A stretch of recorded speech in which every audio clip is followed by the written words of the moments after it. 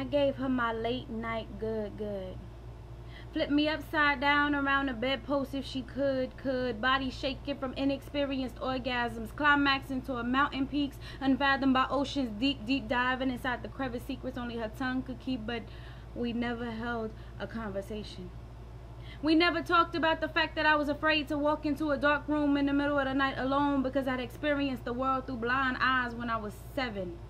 I never cried to her about feeling the need of another's touch against my body because it embodied what I learned love to be when I was 11. And I dare not express to her that I couldn't give her that backdoor erotica she motioned so many times to do.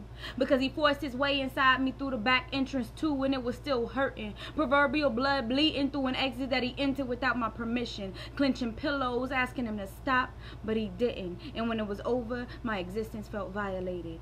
She was only there to keep me feeling inebriated, my venom so to speak, while the rest of the world poisoned me with their lies of love. She fucked me and I forgot what hurt was like.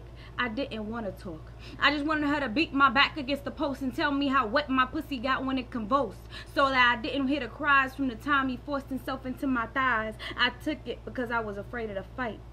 Her last name was no importance to me.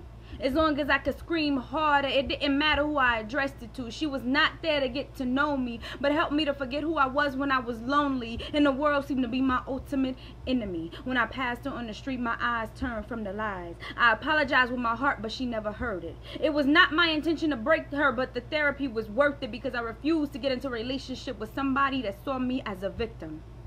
I didn't want to remember them. And when she touched her tongue to my clit, I didn't think of them. It was just her and I, sweating through the sheets, commonly confused with crying through the piece, but I did not care. I had to some way ease the pain slathered across my past like a razor blade against my skin. Fucking was a way for me to control the pain and forget about the day I longed to die. Interacting with souls that forced my soul into a lie. She wanted to talk after I just wanted to cry.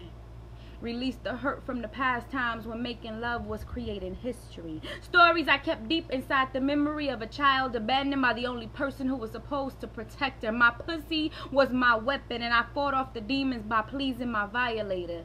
They knew my name.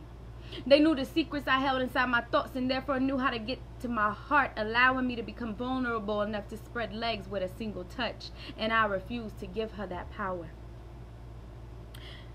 I controlled how she made me feel. Emotions had nothing to do with sex, so what did you need to get to know me for? You cannot fix the broken pieces, the emptied out hollow heart with no room for sensual kisses. That band-aid you apply while rubbing my thighs during our late night rendezvous will do just fine. And when the time comes to remove it, I let the blood flow down my yesterdays and tempt myself to ask you to come inside for a cup of coffee. Sit down and talk to me. But as soon as I feel that tinge next to the pain that will never go away, I'll shut the door before you can say, okay. I give her my body. The outside of me, that's a shell composed to protect what's left of my sanity. She can only have my body. What's tangible can be torn but will be replaced. My heart, I will never have another, and I'm attempting to hold on to what's left of it for myself in order for me to one day love myself. She can only have my body. Breathing deeply, energy passing through pants of tiresome, overexerted fucking. She reaches to hug me and I turn to the window, glaring at the rain, wishing it could wash away the pain I refuse to admit I harbor, so that I could love her, and what we have could be more than just sex therapy. In the end, she leaves me because we never had a conversation, and I move to the next who will fuck me just enough to allow me to forget her too.